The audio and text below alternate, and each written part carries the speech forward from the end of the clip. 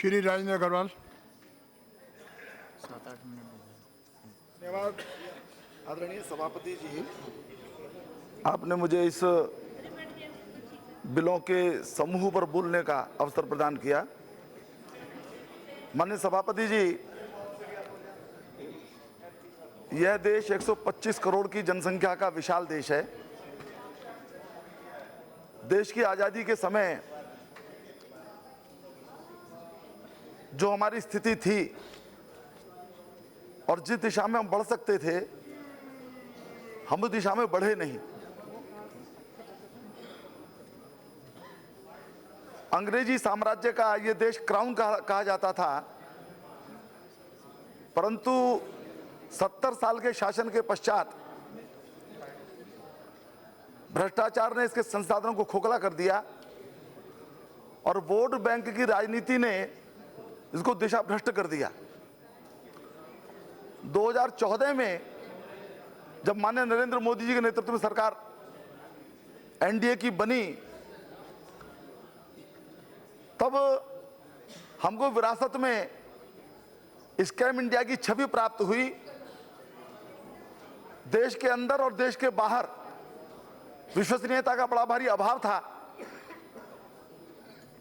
10 करोड़ से अधिक लोग बेरोजगार थे।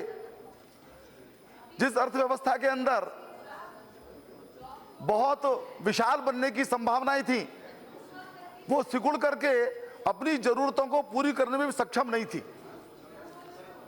उन परिस्थितियों में देश को भ्रष्टाचार से मुक्त करके एक नया उत्साह, नई विश्वसनीयता पैदा करने का लक्ष्य लेकर के ये सरकार चली। और आज हमें इस बात का गर्व है कि 3 साल के लगभग शासन के पश्चात हमने देश को स्वच्छ शासन प्रदान किया है। उसके लिए अनुरूप व्यवस्थाएं निर्माण की हैं। जीएसटी के जो बिल हैं, ये कोई स्वयं में कोई अलग कदम नहीं है।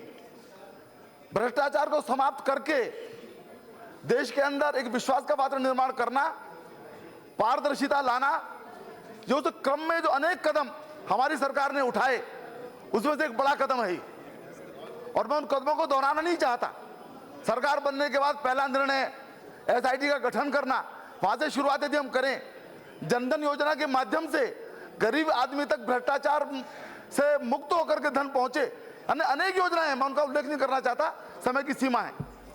लेकिन कुल मिलाकर के इस देश के अंदर व्यक्ति के नाते माननीय नरेंद्र मोदी जी ने, हमारे सब मंत्रिमंडल की टीम ने एक आदर्श उदाहरण प्रस्तुत किया और व्यवस्था के नाते वो सब व्यवस्थाएं निर्माण की जिसमें से भ्रष्टाचार समाप्त हो सकता था। हमारे कांग्रेस के मित्र बहुत इस बात की दुविधा में कई बार मुझे दिखाई देते हैं। वो कहते हैं आखिर है तो हमारा ही निर्माण किया हुआ बिल, ये पास क्यों नहीं कर पाए, ये इस बात को आगे क्यों नहीं बढ़ा पाए। मुझे लगता यह है भ्रष्टाचार के संबंध में उनका जो कमिटमेंट था वो अधूरा था और इसलिए इस बात को आगे नहीं बढ़ा पाए। मैं अभी डिमोनेटाइजेशन हुआ, डिमोनेटाइजेशन के संबंध में भी इसी प्रकार की दुविधा हमारे कांग्रेस के मित्रों में दिखाई देती थी। एक तरफ कहते थे काले धन के हम खिलाफ हैं, लेकिन काले धन के खिलाफ उठाए गए इस कदम के साथ वो स्वयं को खड़ा नहीं कर पाए, क्योंकि आम जनता से उनका टोटल डिस्कनेक्ट था। मुझे ध्यान है वो सारी चर्चाएं अब इतिहास का भी विषय बन गई, रिकॉर्ड में सब आ चुकी हैं। ये कहा गया यहाँ से कि देश के अंदर बड़ा विरोध है, कपड़े फाड़ दिए जाएंगे इत्यादि इत्यादि। कुछ नहीं हुआ, जनता ने स्वीकार किया, क्योंकि जनता को ये लगता था कि ये कदम भ्रष्टाचार के खिलाफ एक निर्णायक कदम के रूप में प्रधानमंत्री नरेंद्र मोदी जी ने उठाया है। मैं ये कहना चाहता हूं, आज भी जीएसटी को लेकर के उसी प्रकार की दुविधा के अंदर कांग्रेस दिखाई देती है। और मैं इस बात को केवल निवेदन करते हुए, ये देश के परिवर्तन का समय है, देश की अर्थव्यवस्था के विस्तार का समय है, देश के अंदर विश्वास निर्माण करने का समय है। जीएसटी बिल को उसी नाते लाया गया है और इसलिए मेरा अनुरोध है कि छोटी मोटी घटनाएं आ सकती हैं, आएंगी, परंतु देश के शुभ परिवर्तन के लिए सबका सहयोग मिले, उनका भी सहयोग मिले। दोष निकालें, कमियां बताएं, ठीक करने की उनकी कोशिश करें, लेकिन कुल मिलाकर के जीएसटी पूरे देश के अंदर इस देश का भाग्य परिवर्तन का साधन बने, इसमें उनका सहयोग प्राप्त हो। इतना ही कहते अपनी बात समाप्त करता हूं। बहुत बहुत धन्यवाद।